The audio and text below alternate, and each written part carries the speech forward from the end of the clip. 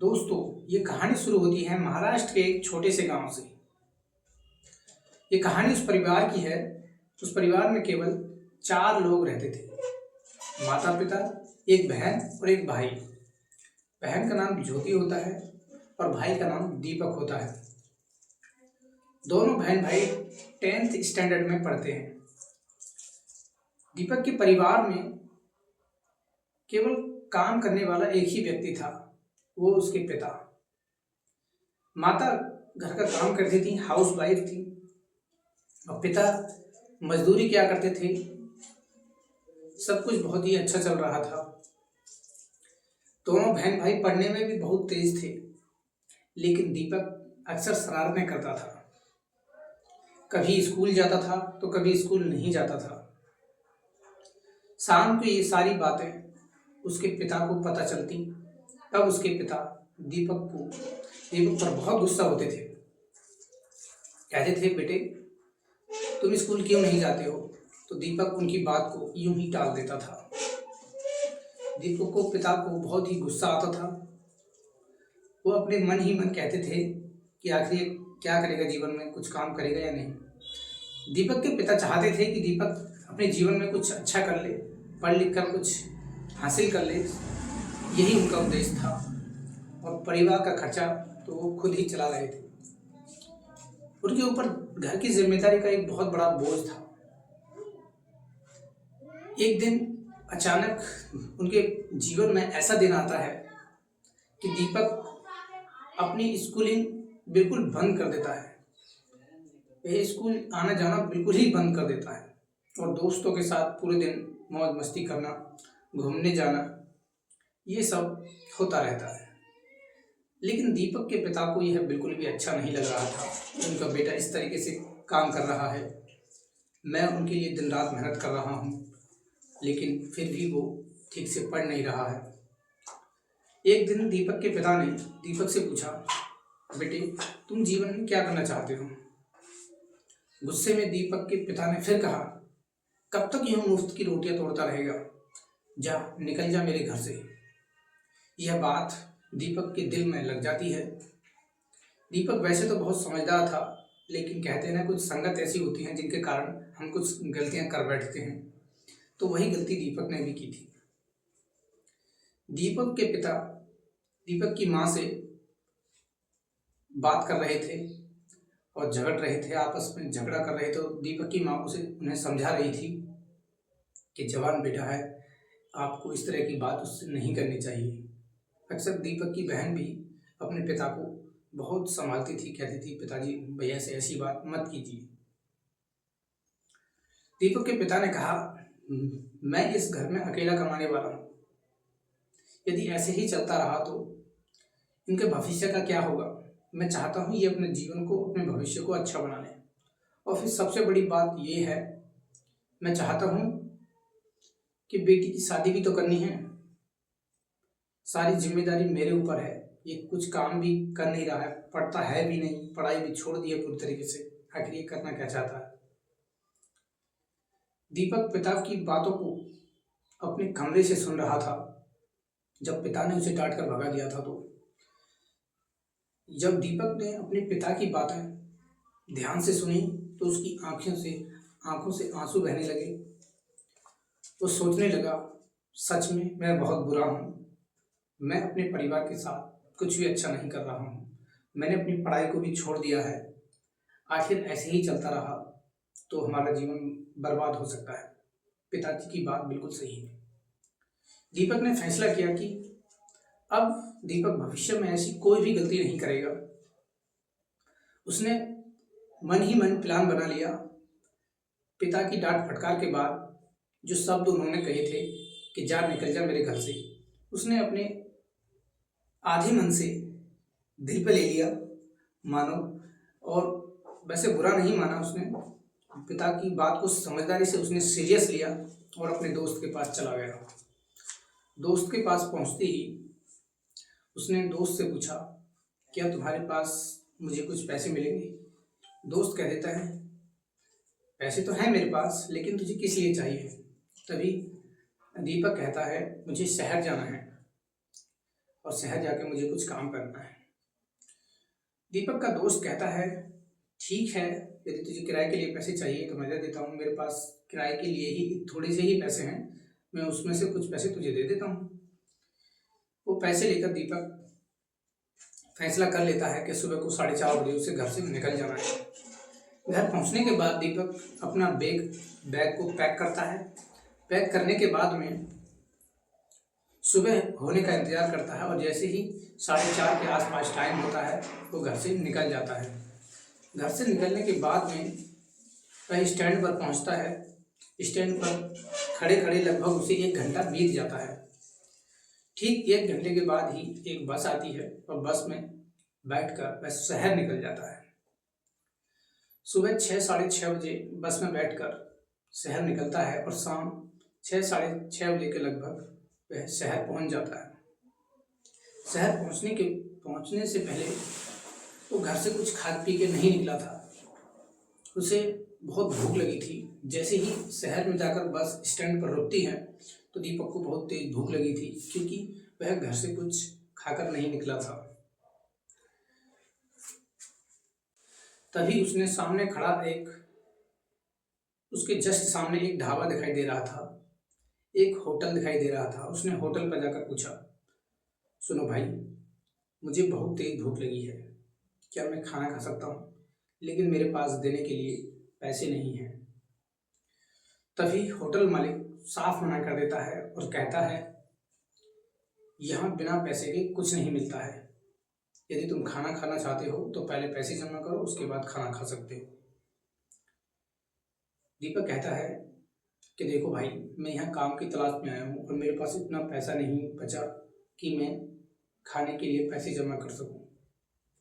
यह बात सामने खड़ा एक ट्रक ड्राइवर बहुत ही गंभीरता से सुन रहा था। उसने दीपक की ओर देखा और मालिक की ओर देखा, दोनों की बातों को ध्यानपूर्वक सुन रहा था। तभी दोनों की बात सुनकर वह ट्रक ड्राइवर, जिसका नाम सलीम होता है, वो उसके पास आता है और कहता है, क्या बात है, तुम इतनी परेशान क्यों हो? क्या मैं तुम्हारा नाम जान सकता हूँ? तभी दीपक अपना नाम बताता है। दीपक कहता है, मेरा नाम दीपक है। ट्रक ड्राइवर अपना नाम बताता है कि मेरा नाम सलीम है। दोनों की वहाँ से जान पहचान हो जाती है। दीपक से सलीम पूछता है, आखिर क्या बात है, तुम अभी दोनों क्या बात कर रहे थे और ये होटल मालिक आप पर चिल्ला क्यों रहा था? तभी दीपक बताता है कि भाई, मुझे बहुत ज़ोरों की भूख लगी है और मैं घर से निकल आया हूँ शहर, मुझे काम चाहिए, मैं काम करना चाहता हूँ और मुझे भूख भी लगी है और मेरे पास पैसे नहीं हैं।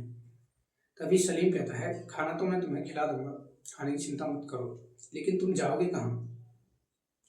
दीपक ने कहा, हालांकि मेरा कोई ठिकाना तो है नहीं, अब शहर आया हूँ, कहीं ना कहीं तो जुगाड़ करना ही पड़ेगा। तभी ट्रक ड्राइवर दीपक को साथ लेकर होटल में चला जाता है और उसे भरपेट खाना खिलवाता है। दीपक तहे दिल से उसका धन्यवाद देता है। सलीम कहता है, अरे नहीं, ऐसी कोई बात नहीं है, आप मेरे भाई की जैसे हो, मैंने खाना खिला दिया, उसके लिए शुक्रिया की कोई ज़रूरत नहीं है।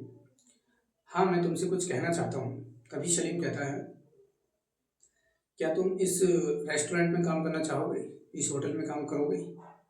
तभी दीपक कहता है, हाँ क्यों नहीं, मैं इसमें काम करने के लिए तैयार हूँ। सलीम का उस होटल पर रोज का आना जाना था और इसी कारण होटल वाला मालिक सलीम को अच्छी तरह से जानता था, सलीम पर भरोसा भी करता था। सलीम भी अक्सर वहीं खाना खाया करता था। होटल मालिक से सलीम बात करता है कि देखो भाई, सुनो ज़रा मेरी बात। तभी होटल मालिक कहता है, कहो सलीम, क्या कहना चाहते हो? तभी सलीम कहता है कि ये एक लड़का है दीपक, और मैं चाहता हूँ कि ये आपके यहाँ पर काम करे। होटल मालिक कहता है, हाँ क्यों नहीं, मुझे आप पर पूरा भरोसा है, जैसा आप कहो मैं इसको बच्चे को लगा लेता हूँ, कर लेगा काम। दीपक काम करने के लिए तैयार हो जाता है। ट्रक ड्राइवर दीपक को काम पर लगाने से पहले एक बात कहता है कि दीपक, मैं तुम्हें यहाँ पर काम पर तो लगा देता हूँ, लेकिन याद रहे मेरा नाम कभी खराब मत करना। मैं चाहता हूँ कि ईमानदारी से और लगन से मेहनत के साथ काम करो। दीपक कहता है, जैसा आप कहो, मैं आपका नाम खराब नहीं होने दूंगा, मैं सिर्फ काम चाहता हूँ। ये बात कहकर ट्रक ड्राइवर वहाँ से निकल जाता है और दीपक जो है होटल में काम करने लगता है। धीरे धीरे दीपक उस होटल में काम करना शुरू करता है। शुरुआत में दीपक को वहाँ पर काम साफ सफाई का मिलता है। करीब 6 से 7 महीने तक साफ सफाई का काम करता है और धीरे धीरे देखता रहता है खाना कैसे बनता है, मसाले कैसे डाले जाते हैं, सब्जी को कैसे काटा जाता है, सब कुछ उसकी आंखों के सामने होता है और वो देखता रहता है। शुरुआत में उसे सफाई का ही काम मिलता है। सुबह उठकर उसे होटल की सफाई को करना, पानी मारना, किचन सफा करना, ये सब उसका ही काम था। धीरे धीरे उस रेस्टोरेंट में एक और नया लड़का आता है। अब लगभग दीपक को 1 साल हो चुका था काम करते करते। उसका काम चेंज हो चुका था। उसका काम ये था कि होटल में सब्जी काटना, सब्जी लेकर आना, सब्जी बनवाने में किसी की जो कारीगर होता है उसकी मदद करना। धीरे धीरे ये सब कुछ चलता रहा। अब धीरे धीरे जो नया लड़का आया था उसको सफाई के काम पर लगा दिया था, क्योंकि उस होटल का रोल था कि जो भी नया लड़का आएगा पहले सफाई का ही काम करेगा, बाद में उसे दूसरा काम सिखाया जाएगा या फिर सीख सकता है। सब कुछ अच्छा चल रहा था। अब दीपक को कम से कम 3 से 4 साल गुजर चुके थे। दीपक उस होटल में चीफ बन चुका था। सारा काम वो कर लेता था। सब्जी बनाना, सब्जी लेकर आना, सब्जी काटना, ये सब कुछ अच्छे से ढंग से वो जान चुका था। अलग अलग वैरायटी बनाना वो सीख गया था। और इसी चलते चलते वो मालिक को भी बहुत तहे दिल से मानता था और मालिक भी उस पर बहुत विश्वास करता था। मालिक उसे अपने बेटे की तरह मानता था। एक दिन होटल मालिक ने दीपक को बुलाया और कहा, दीपक, तुम इतने समय से यहाँ काम कर रहे हो, तुमने कभी अपने बारे में कभी कुछ नहीं बताया, क्या आज अपने बारे में कुछ बताओगे? दीपक ने कहा, मेरी कोई खास कहानी नहीं है, लेकिन आप सुनना चाहते हैं तो बता देता हूँ। तभी दीपक अपनी फैमिली, परिवार, अपने जीवन के बारे में सब कुछ बता देता है। जब ये बातें होटल मालिक सुनता है तो वह दंग रह जाता है।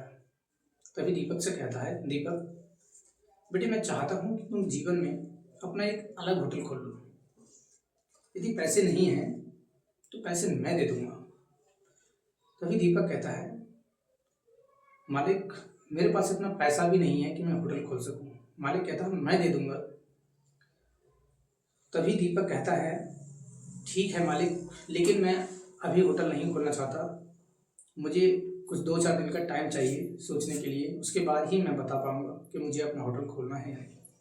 मालिक कहता है, तुम तो हर काम अच्छे से जानते हो, तुम इस काम में चीफ बन चुके हो, तो तुम्हें घबराने की क्या ज़रूरत है, मैं तुम्हारे साथ हूँ। 2-4 दिन तक दीपक सोचता रहता है और एक दिन वो फाइनल डिसीजन लेता है। वो अपने दोस्त जिसने उसको काम पर लगवाया था, वो भी एक सलीम भी उसका अच्छा दोस्त बन चुका था। वो अक्सर वहाँ आता जाता रहता था। सलीम से बातचीत करता है, कहता है कि होटल मालिक ने मुझे बोला है कि तू अपना अलग होटल खोल ले। मेरा होटल तो चलता रहता है और चलता रहेगा, मैं चाहता हूँ कि तू अपने जीवन में कुछ हासिल कर ले। तभी सलीम कहता है, ये तो बहुत ही खुशी की बात है, खोल ले होटल। तभी दीपक कहता है, लेकिन मेरे पास पैसे नहीं हैं।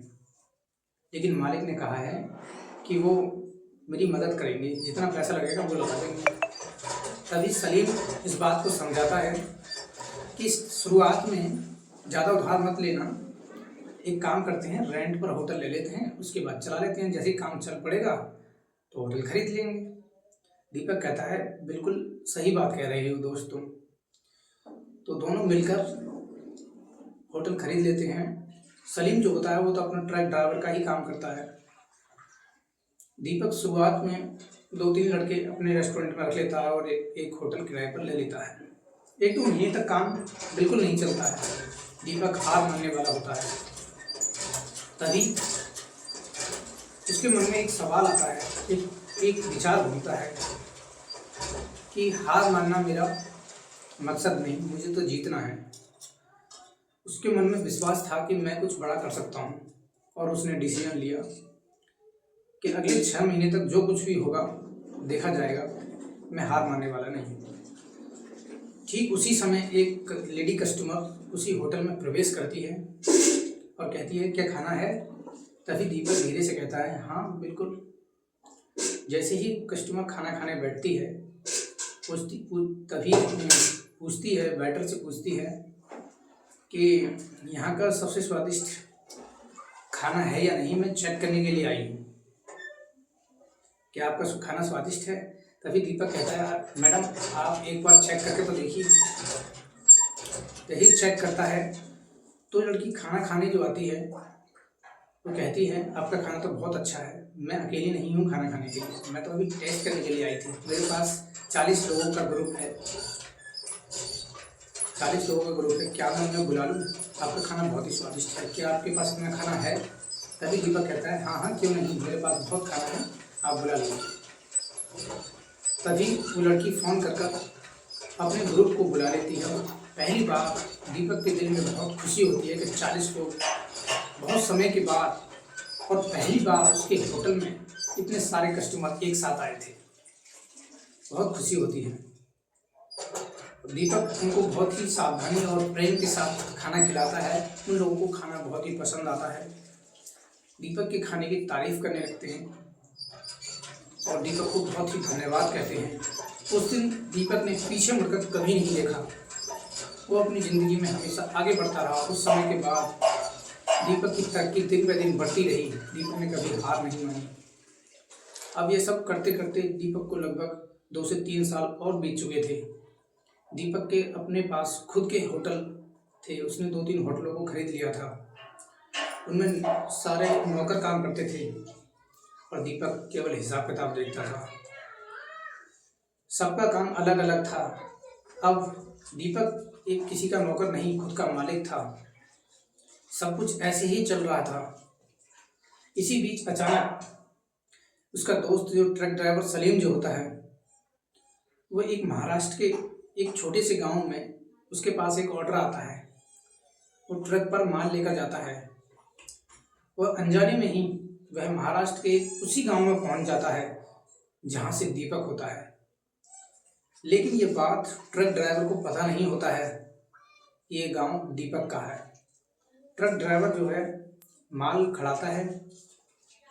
माल खाली करने के बाद में वैसे वापस लौट रहा होता है, तभी उसे गांव में एक भीड़ दिखाई देती है। सलीम भीड़ को देखकर ट्रक रोकता है और ट्रक से उतरकर उस भीड़ के पास चला जाता है। तभी उस भीड़ से पूछता है, यहाँ क्या हुआ है? तभी कुछ लोग भीड़ में से आगे बढ़कर सलीम को जवाब देते हैं, ये लोग बीमार हैं और ये इनकी पत्नी है। और सबसे बड़ी बात तो ये है कि एक तो ये बीमार हैं और अपने बेटे को याद करके रो रही हैं। तभी ट्रक ड्राइवर कहता है कि अपने बेटे को याद करके क्यों रो रहे हैं, इसका क्या मतलब है?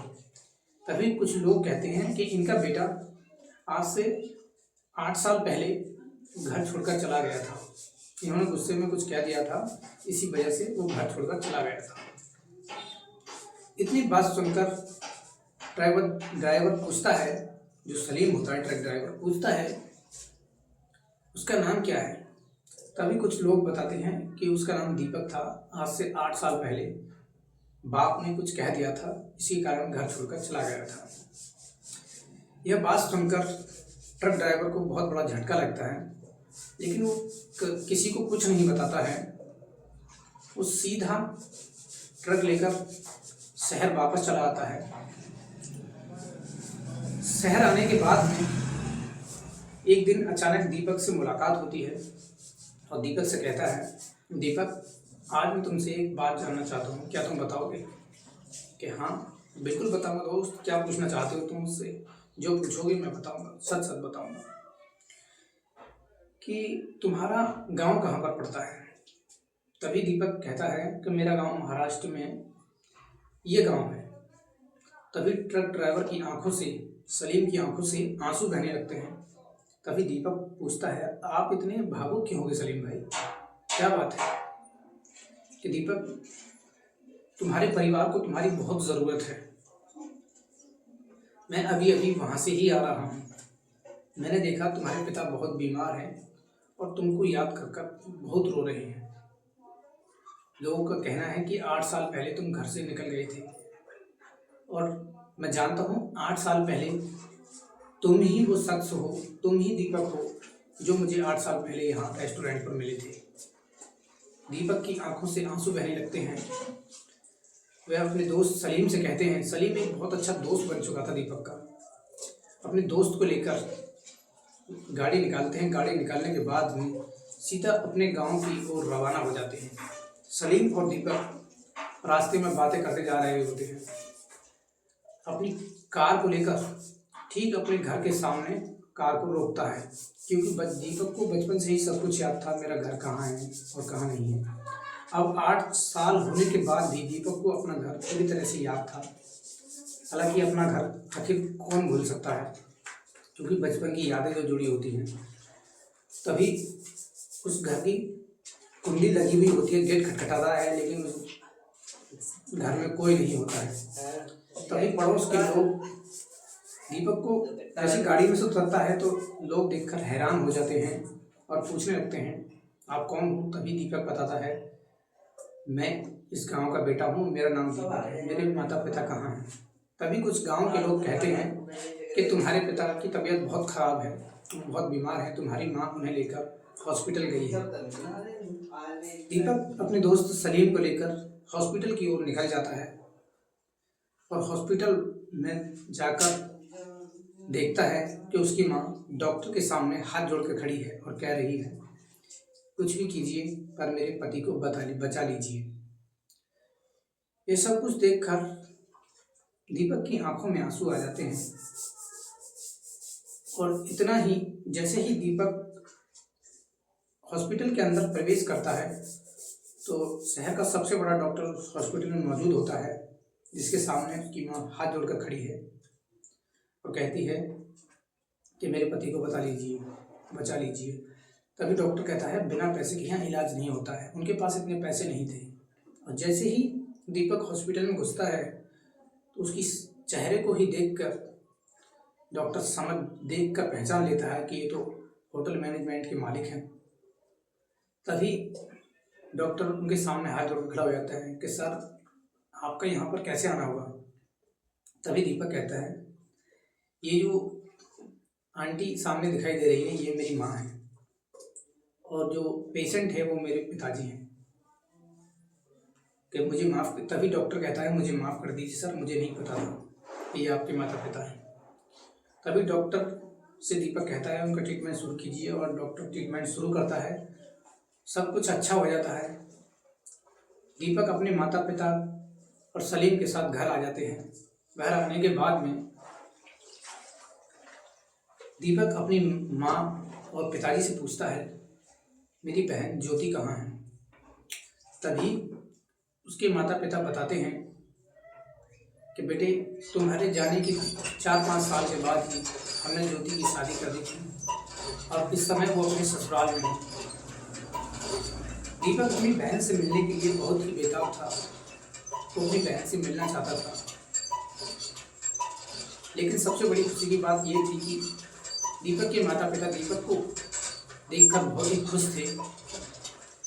तो दीपक ने बताया कि माँ, पिताजी, मैं एक बहुत बड़ा होटल का मालिक हूँ और आज भी मेरे कई होटल चल रहे हैं। उसकी माँ उसकी नज़र उतारती है और दीपक कहता है, ये सब छोड़ो माँ, मुझे अपनी बहन के पास जाना है। सब लोग तैयार होते हैं, सलीम भी साथ में होता है। सब लोग गाड़ी में बैठकर जैसे ही बाहर निकलते हैं, सब लोग हैरान हो जाते हैं कि दीपक देखो कितना बड़ा आदमी है। जो लोग कल उसे ताने मारते थे वो आज उसे हैरानी से देख रहे थे कि दीपक इतना बड़ा आदमी कैसे बन गया।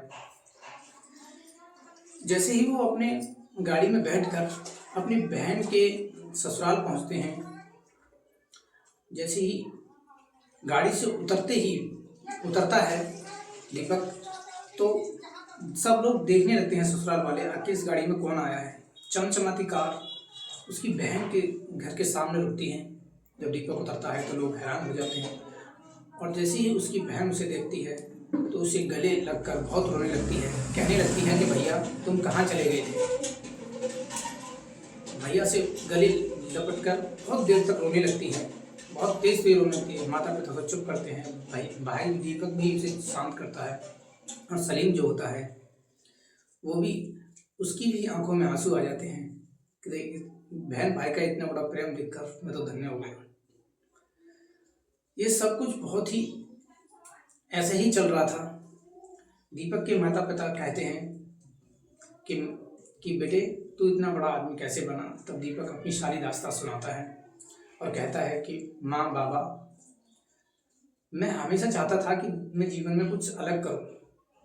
हालांकि मैं पढ़ना भी चाहता था, लेकिन पिता की जिम्मेदारी को देखकर, जिस दिन उन्होंने मुझे डांटा था उस दिन उनकी जिम्मेदारी को देखकर मैं खुद को सहन नहीं कर पाया। इसलिए मैंने फैसला किया कि मुझे कमाना चाहिए, और मैं कमाने निकल गया। आज मैं जो कुछ भी हूँ आपके सामने, मेरे दोस्त सलीम की वजह से हूँ। शायद आज सलीम नहीं होता तो मैं जीवन में कुछ नहीं कर पाता। धन्यवाद दोस्तों। कहानी आपको कैसी लगी कमेंट बॉक्स में ज़रूर बताएगा, और डेली ही ऐसी कहानी सुनने के लिए हमारे चैनल को सब्सक्राइब ज़रूर कर लें, क्योंकि मैं रोज़ाना ऐसी कहानी लेकर आता रहता हूँ।